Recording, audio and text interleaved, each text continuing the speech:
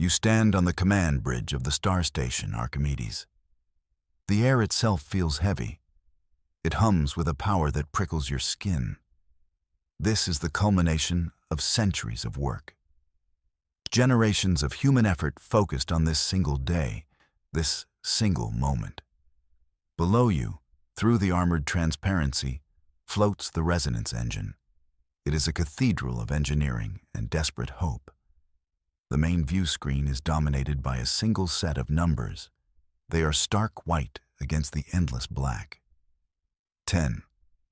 The voice of the station, I is calm. It is a manufactured calm that does little to soothe the tension. 9. Crew members stand frozen at their consoles. Their knuckles are white, their eyes are fixed on the countdown. 8. You take a slow breath. The recycled air tastes of ozone and anticipation. 7. The deep, resonant thrum of the station's core intensifies. It feels like a giant heart preparing for a single, colossal beat. 6. You can feel the vibration in the deck plates.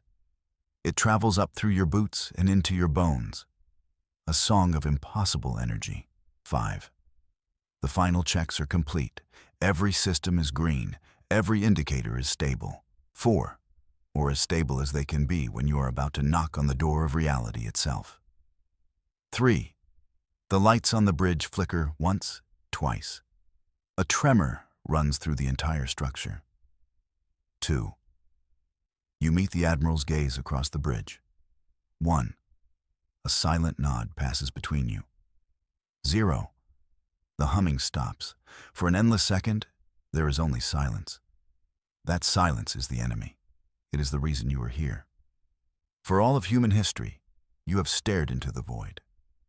You have sent probes and signals. You have shouted with radio waves and lasers.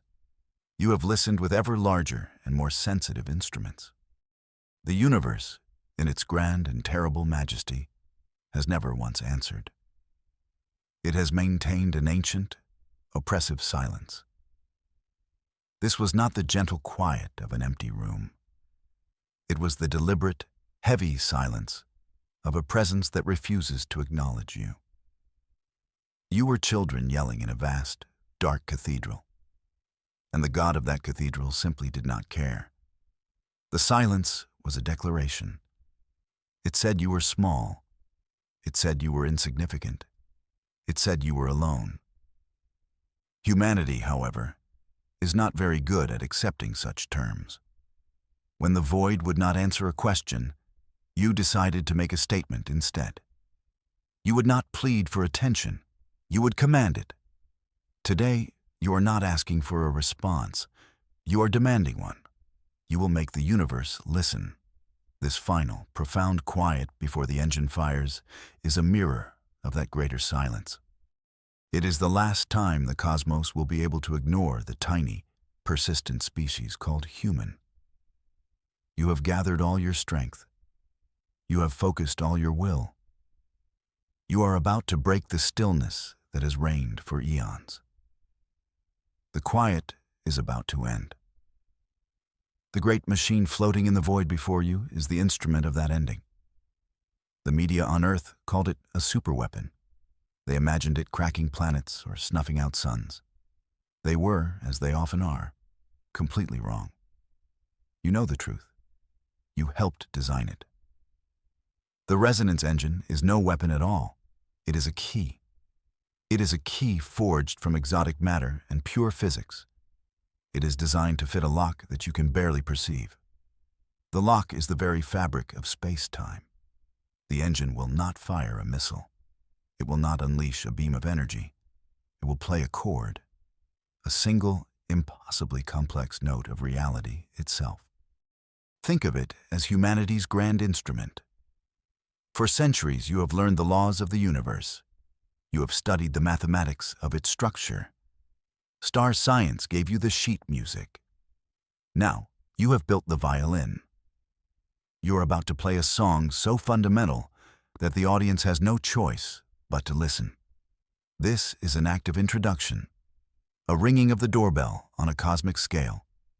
It is a declaration that you are here. and you are ready to be a part of the conversation.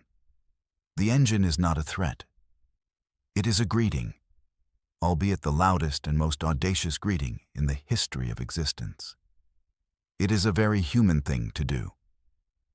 When you find a locked door, you do not always search for a key. Sometimes you build a battering ram shaped like one. The Admiral walks over to your station. His face is etched with lines of weariness. He has carried the weight of this project for 20 years. You see the cost of it in the deep shadows beneath his eyes. He is a good man, a strong man. But today, he looks old. He leans slightly on your console, his voice a low rumble. "Tell me again," he says, his eyes never leaving the view screen. "Tell me we are right to do this. It is not an order. It is a plea. A moment of terrible doubt from the one man who cannot afford to have any. He is not questioning the science.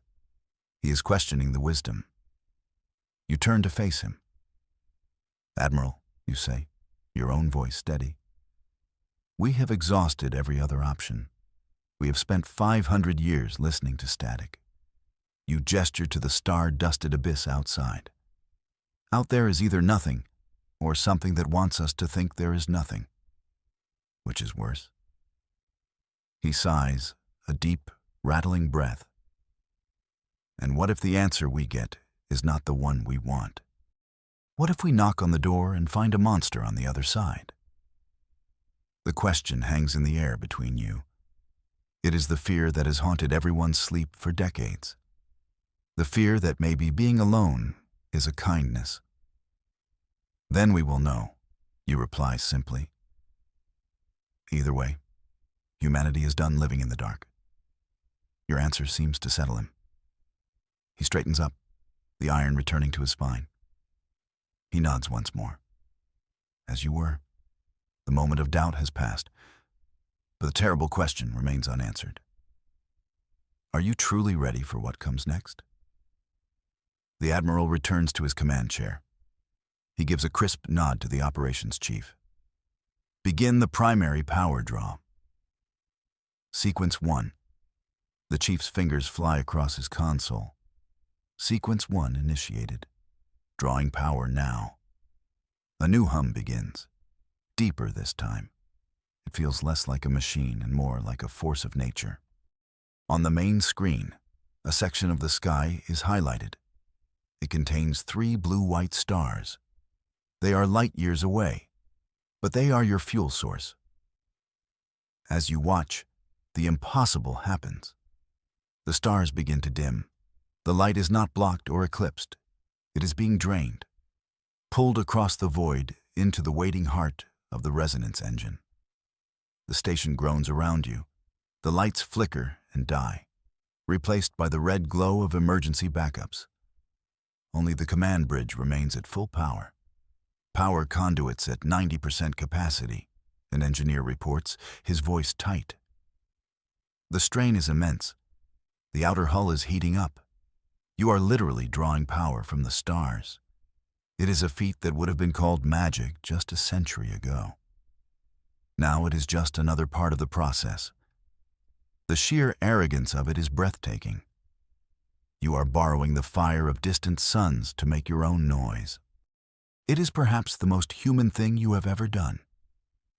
If you cannot get a god's attention, you steal a bit of his lightning. The universe does not seem to appreciate this. As the power builds, reality itself begins to fray at the edges. It starts with small things. An officer across the bridge drops her data pad. It does not fall. It simply drifts sideways for 3 feet before clattering to the floor. Everyone freezes, staring at it. Then, your own shadow detaches from your feet. It stretches and twists on the wall behind you. It seems to be trying to look at you. You blink, and it snaps back into place. A cold knot forms in your stomach. This is not a system malfunction. This is something else entirely. The universe itself is pushing back. A technician shouts, his voice cracking with alarm. "Sir, chronometers are unstable. Time is flowing at different rates across the station. The Admiral is on his feet. "Report," he barks. I can't, sir," the tech stammers. "The readings are nonsensical." He points a trembling finger at his screen. "My console thinks yesterday is tomorrow." You feel a wave of dizziness wash over you. The metallic taste of ozone is stronger now. For a brief, terrifying instant, you see the bridge from the outside. You are looking at yourself, standing at your console. The moment passes, leaving you breathless. The laws of physics are becoming suggestions. And the engine is not even at half power yet. This is no longer just an engineering problem. You are in a fight against the very fabric of existence. Alarms begin to scream. Red lights flash across every console. "Containment field is fluctuating," an engineer yells. "The primary coil is overloading. All safety protocols are firing at once." The calm, measured voice of the Station A cuts through the chaos. "Warning. Catastrophic failure imminent. Recommend immediate shutdown." The Admiral looks at you. His face is a grim mask in the flashing red light. The choice is simple. Shut down now and accept failure, or push forward into the unknown.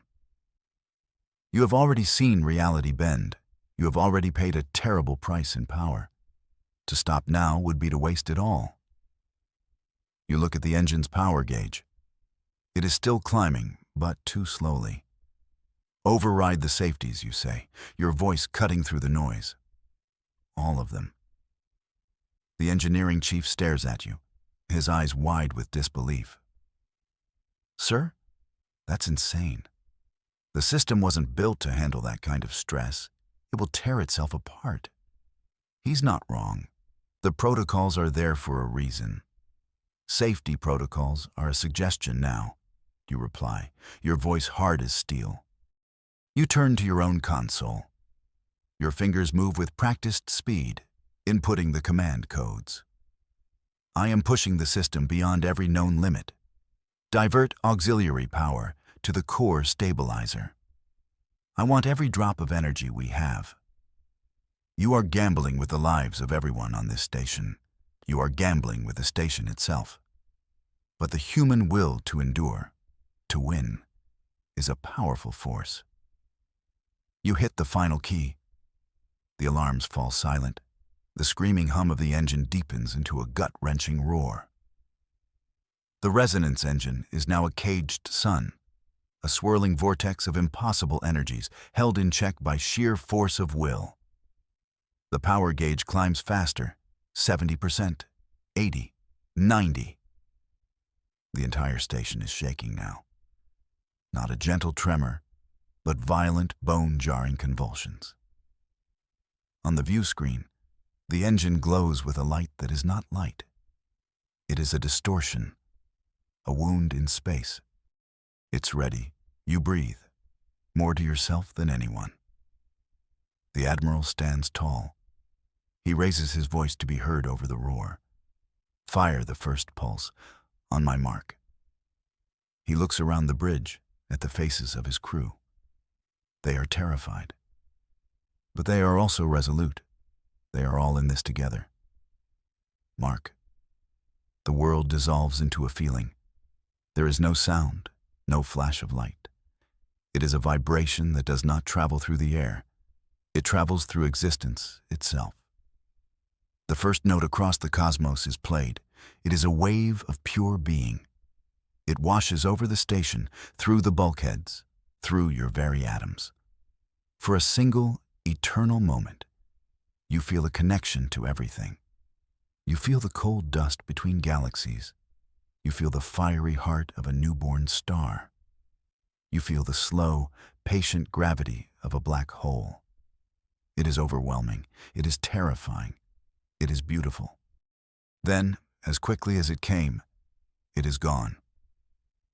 The roar of the engine settles back into a deep thrum. The station stops shaking. The first pulse is away. It is traveling at the speed of reality. And you can only wait for the echo. Silence returns to the bridge. It is a different kind of silence now, expectant. The crew is recovering from the psychic shock of the pulse. Some are slumped in their chairs. Others are staring into space, their eyes wide with awe and fear. You check your console. All systems are holding. Barely. The overrides worked. The station did not tear itself apart. You allow yourself a small, grim smile. You won the first round. Then, a voice cuts through the quiet. It is the sensor officer on the far side of the bridge. His voice is strangely calm, detached. "Admiral, you need to see this." The Admiral is at his side in an instant. "What is it, son?" The young officer just points a shaking finger at his screen. The Admiral leans in. His face goes pale. You walk over, a sense of dread coiling in your gut. On the screen is a star chart, a familiar section of the Perseus arm, or what used to be the Perseus arm. A small, tight cluster of stars, a stellar nursery full of young, bright suns, is simply gone. Not exploded, not dimmed. The space where it was is now a perfect, featureless black, as if it had been erased. "Run diagnostics," the Admiral says, his voice a strained whisper. "Check for sensor ghosts, instrument failure." The officer shakes his head. "I have, sir. I've cross-referenced with every deep space telescope in the fleet. They all see the same thing." He swallows hard. "The Pleiades, star cluster. It's gone." The name hangs in the air, a cluster so bright it was visible from Earth with the naked eye. Gone. The terrible price of notice becomes horrifyingly clear. The engine did not just send a signal. It used the fabric of space-time as its medium. And that medium was torn in the process. You knocked on the door, and the door frame splintered. You wanted the universe to know you were here. You did not realize it would require a blood sacrifice of stars. The weight of 7 suns and all their worlds is now on your soul. A joke about cosmic real estate prices dies on your lips. This is beyond humor. This is horrifying. The bridge is tomb silent. The crew stares at the blank spot on the star map. The cost of your ambition is displayed in stark, empty blackness. Hundreds of worlds, perhaps thousands, wiped from existence in a heartbeat. To get a single moment of attention, you have committed an act of casual, astronomical destruction. The moral calculus is staggering. The Admiral turns away from the screen. He looks old again, older than time itself. He walks to the center of the bridge, his steps heavy. He faces the crew. He faces you. "We knew there would be a cost," he says, his voice resonating with a terrible gravity. "We did not know it would be this high." He lets that sink in. The choice is now starker than ever. You can stop. You can accept the guilt and horror of what you have done and retreat into silence. Or you can push forward. You can make their sacrifice mean something. You have reached the point of no return. To falter now would be the ultimate betrayal of those vanished stars. The Admiral's eyes find yours. You see the question there. You see the shared burden. You give him a single, firm nod. The decision is made. There is only one path left. The Admiral straightens, his resolve hardening like diamond. "Engineering," he commands, his voice ringing with authority. "Prepare to go to 100%. We will go to full power, or we will not go at all. This is it. The final gamble. Full power?" The engineering chief's voice crackles over the comms. "Admiral, the containment fields are already screaming. The core is unstable. 100% will breach every theoretical limit we have." His panic is justified.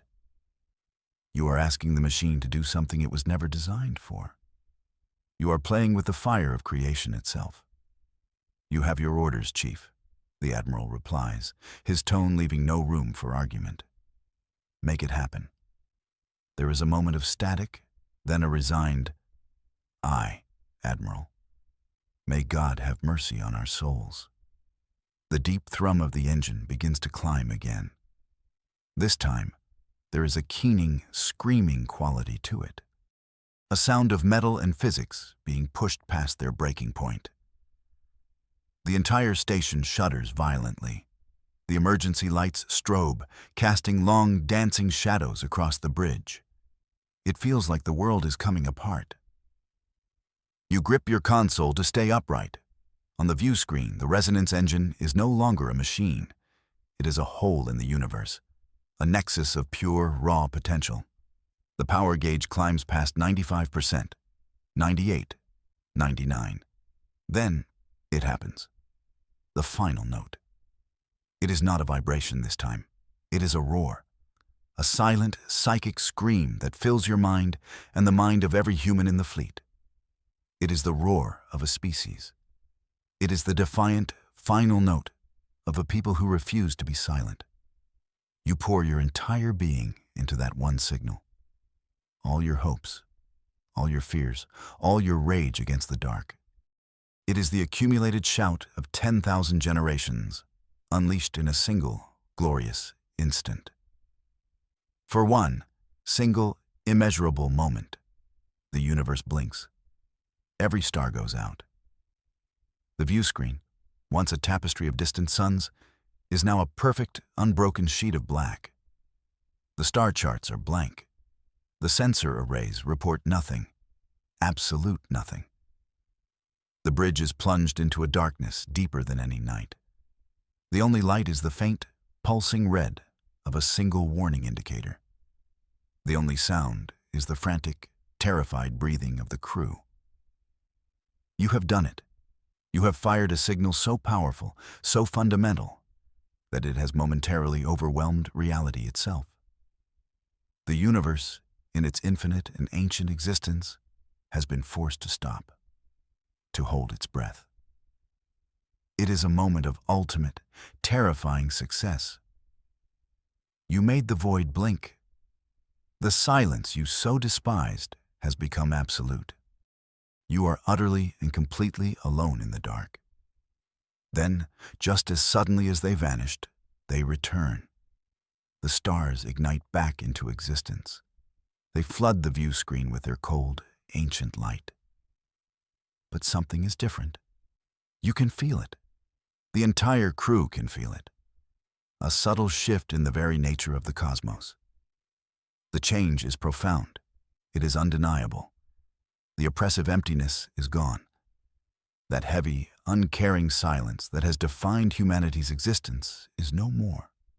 It has been replaced by something else. A presence, an awareness. The feeling of being watched, not by a single pair of eyes, but by the universe itself. The silence after the roar is not empty. It is listening. The stars themselves seem brighter, sharper, as if a veil has been lifted. The constellations are the same, yet they feel new. They feel aware. You look at the star map. The blank spot where the Pleiades used to be is still there. A permanent scar, a reminder of the price. But the rest of the galaxy seems to have leaned in closer. The quiet is no longer a wall. It is a space waiting to be filled. No message appears on the screen. No alien voice booms over the comm system. There is no grand arrival. No fleet of silver ships. The answer you receive is not in words. It is in a feeling. A wave of pure information that washes over the station. It touches every human mind in the fleet simultaneously. It is not hostile. It is not friendly. It is simply acknowledgement. The feeling is complex. It carries the weight of eons, the vast, slow thoughts of a consciousness the size of a galaxy. But at its core, the message is incredibly simple. It is a single, clear concept, communicated without language. I see you. The universe, the void. the great cosmic whatever. It now sees you. It knows you are there. You feel a sense of profound, soul-shaking vertigo.